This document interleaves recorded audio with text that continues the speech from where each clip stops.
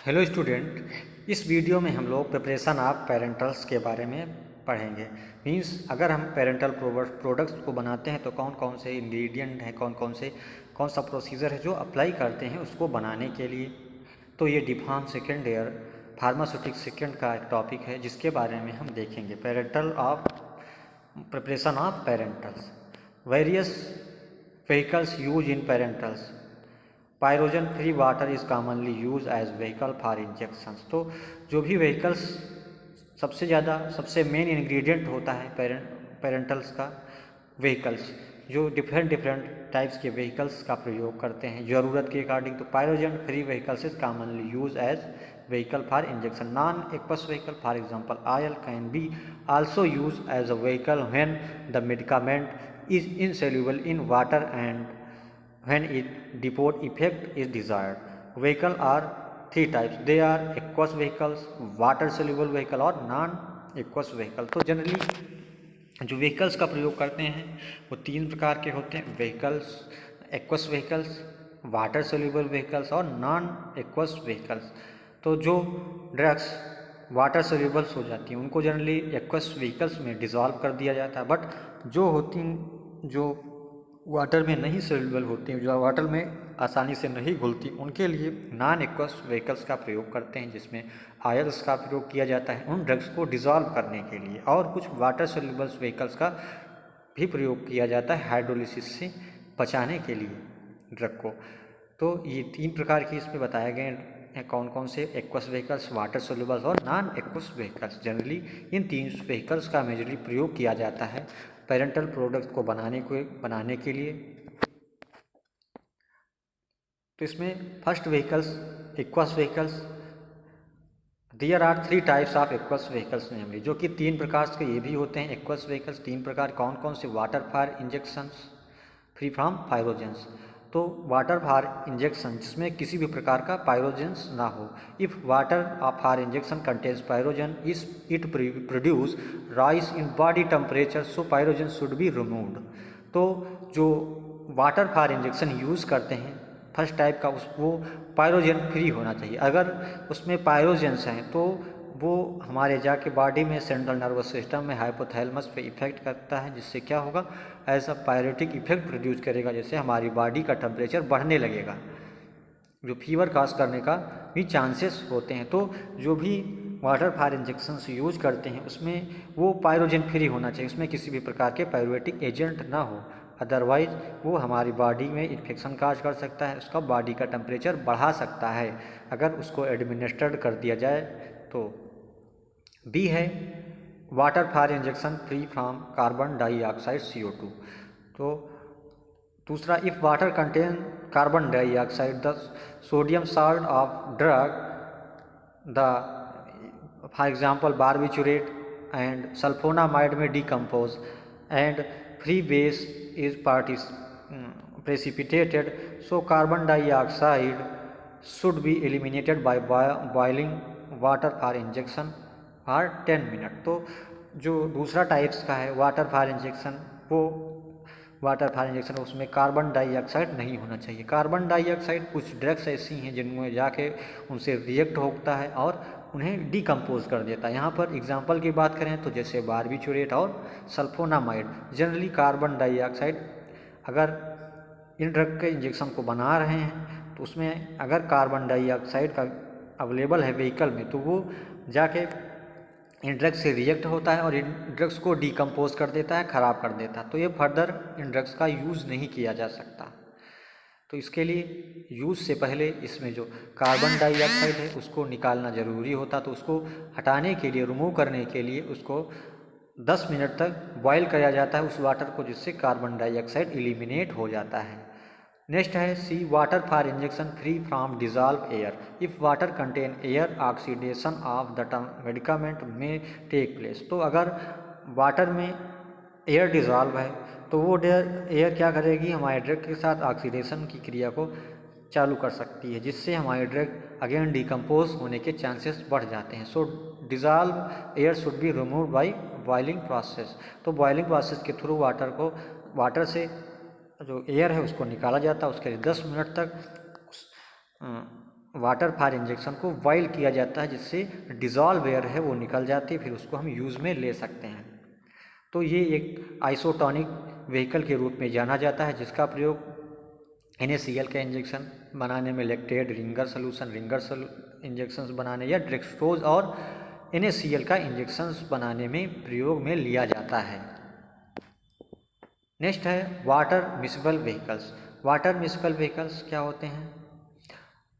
To effect solubility of drug to reduce hydrolysis. अगर कभी कभी क्या होता है, एक्वस ड्रग से रिएक्ट होकर हाइड्रोलिसिस की प्रक्रिया को बढ़ा देते हैं, तो वाटर मिसिबल व्हीकल इसको बचाने के लिए इसका प्रयोग में लिया जाता है। तो इसमें जैसे वाटर सोल्यूबल मिसिबल व्हीकल्स हैं, जैसे ethyl alcohol, propylene glycol, ethylene glycol 400, 600 और ग्लिसरीन, इनको as a water miscible vehicle के रूप में यूज़ किया जाता है वाटर के स्थान पे। ये हाइड्रोलिसिस की प्रक्रिया को कम कर देते हैं।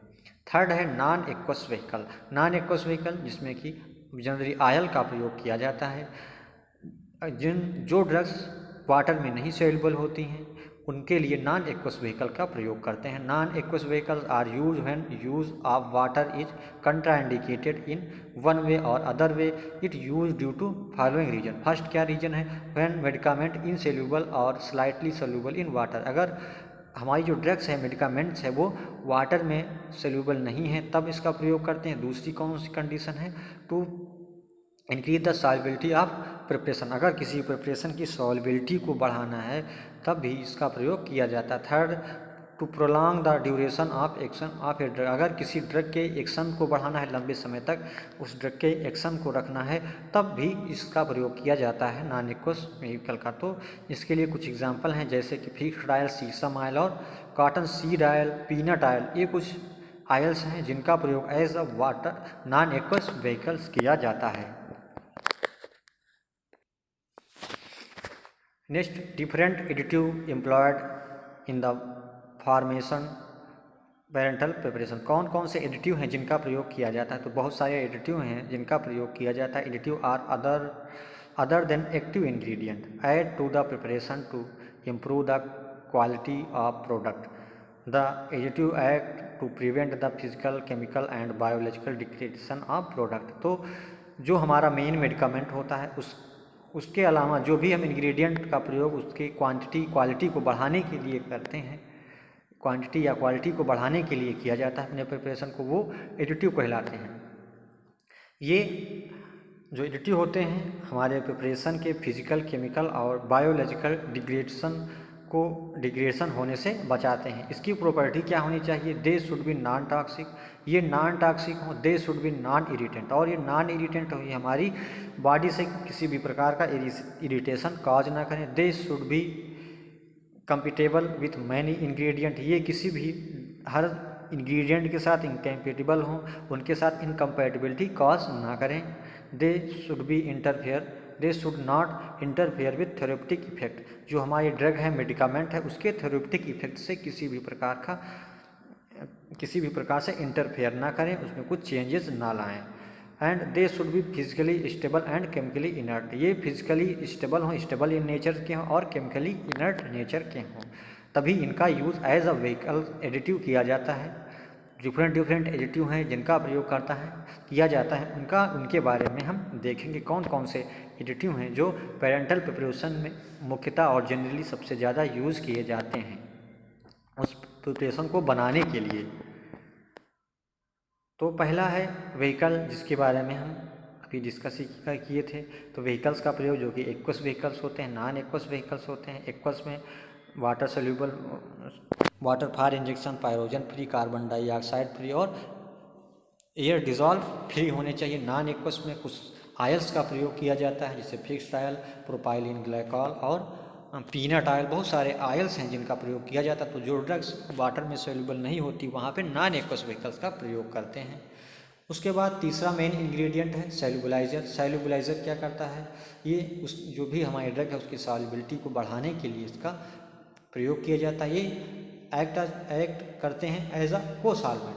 तो purges with poor solubility may have to be solubilize with the acid of solubilizer और cosolvent. For example propyl glycol, glycerin, tween, is use as solidifier to increase the solubility. तो जो ड्रग्स कम solubility जिनकी कम होती है उनकी solubility को बढ़ाने के लिए इनका प्रयोग किया जाता है।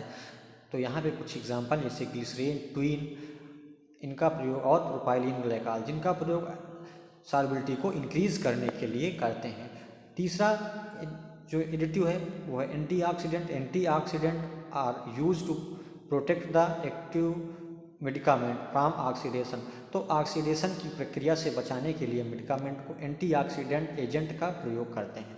Antioxidant act by blocking an oxidative chain reaction, for example sodium metabisulphite, ascorbic acid और प्रोपाइल गैलेट।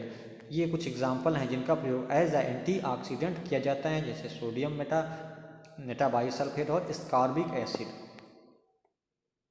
तीसरा मेन इंग्रेडिएंट है chelating agent. To presence of trace of metal ion cause destructive change in medicament. तो जो हमारी medicament होती हैं उसमें कुछ मेटल आयन प्रेजेंट होते हैं, वो हमारे ड्रग्स में कुछ डिस्ट्रक्टिव चेंज कर सकते हैं, तो उनसे बचाने के लिए चिलेटिंग एजेंट का प्रयोग करते हैं। The chelating agent produce oxidation और डीकम्पोजिशन ऑफ मेडिकामेंट। तो चिलेटिंग एजेंट क्या करते हैं, जो भी मेटल्स आयन हैं उनको डिकम्पोज करने का काम करते हैं, जिससे जो हमारी ड्रग होती है वो जल्दी से डिकम्पोज नहीं होती। These effect can be prevent the adding of chelating effect. तो जो भी आयंस हैं, चिलेटिंग एजेंट हैं, वो ड्रग को डिकम्पोज करते हैं, तो उससे बचाने के लिए चिलेटिंग एजेंट का प्रयोग किया जाता है। The chelating agent combine with metal ion to form a soluble coordination compound and thereby is suppress the effect of metal ion. तो मेटल आयन के इफेक्ट को कम कर देता है, सप्रेस कर देता है चिलेटिंग एजेंट। तो कुछ चिलेटिंग एजेंट के एग्जांपल जैसे EDTA, सिट्रिक एसिड और सिट्रिक एसिड। अगला एडिटिव है बफर। बफर का प्रयोग पीएच को मेंटेन रखने के लिए किया जाता है। अगर बफर सोल्यूशन में ऐड कर रहे हैं तो जो पीएच है वही बरकरार रहेगा, ना कम होगा ना ज़्यादा होगा। अगर 7.4 है तो 7.4 पे ही हमारा बफर उसको मेंटेन करके रखेगा। Buffer are added to maintain the pH of product. A change in pH effect the therapeutic effect of preparation. Change in pH may be due to the dissolution of the glass constituent in the product during storage. B dissolve of gases from the atmosphere. तीसरा release of constituent from rubber closure or plastic container to the product. For example, acetate, citrate and phosphate buffer are commonly used to maintain the pH of product. तो pH change कब होता है, जब उसमें कुछ बाहरी substance आके हमारे प्रिपरेशन में मिल जाए तब पीएच चेंज हो जाता है। कुछ ग्लास का ही कंस्टिट्यूएंट जो जिस कंटेनर में हमने भरा है अपने प्रिपरेशन को, उसका ही कंटेनर एक्सट्रैक्ट होके उसमें आके ऐड हो जाए तब पीएच चेंज हो सकता है। या फिर बाहरी कुछ सब्सटेंस एटमॉस्फेयर हमारे एनवायरनमेंट से आके ऐड हो जाए, कुछ गैसेस या कुछ फॉरेन पार्टिकल, तब हमारा पीएच वेरी कर देता है। तो उस चीज़ से बचाने के लिए अपने प्रिपरेशन को जनरली प्रिपरेशन में बफर्स का प्रयोग किया जाता है, जो पीएच को मेंटेन रखता है, उसे चेंज नहीं होने देता। नेक्स्ट है isotonicity contributor. All injection should be made isotonic in order to minimise tissue damage, irritation, to reduce hemolytic of blood cells and to prevent electrolyte imbalance. Injection are made isotonic by using 0.9% weight by volume of sterile NaCl. तो जो भी हम preparation use करते हैं, अगर parental की बात करें तो ये आइसोटोनिक के नेचर का होना चाहिए, क्योंकि इसको अगर हम आइसोटोनिक नहीं है, हाइपरटोनिक या हाइपोटोनिक है, अगर इसको ऐसे बॉडी में इंजेक्ट कर दिया जाएगा तो ये हमारे टिश्यू को डैमेज कर सकता है, उसमें इरिटेशन काज कर सकता है और ब्लड सेल जो हैं उनको भी डैमेज कर सकता है। तो इस प्रक्रिया को बचने के लिए जो सोल्यूशन होता है, जो प्रिपरेशन होता है, उसे आइसोटोनिक बनाया जाता है, जिसके लिए 0.9% एयर NaCl का यूज किया जाता है। अगला है प्रिजर्वेटिव। प्रिजर्वेटिव का क्या काम होता है? ये हमारे प्रिपरेशन को कंटामिनेशन से बचाते हैं, उसमें किसी भी प्रकार का माइक्रोबियल ग्रोथ ना हो। तो preservative are essential in preparation parental preparation in order to prevent contamination and to maintain the stability of preparation. Preservative may not be include the intravenous injection of large volume. For example, phenol, cresol, chlorocresol, phenyl mercuric nitrate, phenyl mercuric acetate. तो ये कुछ example हैं, but इनका प्रयोग बहुत ज़्यादा amount में हम इंट्रावेनस इंजेक्शंस में नहीं कर सकते। ये टॉक्सिक इन नेचर के होते हैं, ये हार्मफुल भी हो सकते हैं। तो कम अमाउंट में ही प्रिजर्वेटिव ऐड किया जाता है प्रिपरेशन में। Thank you.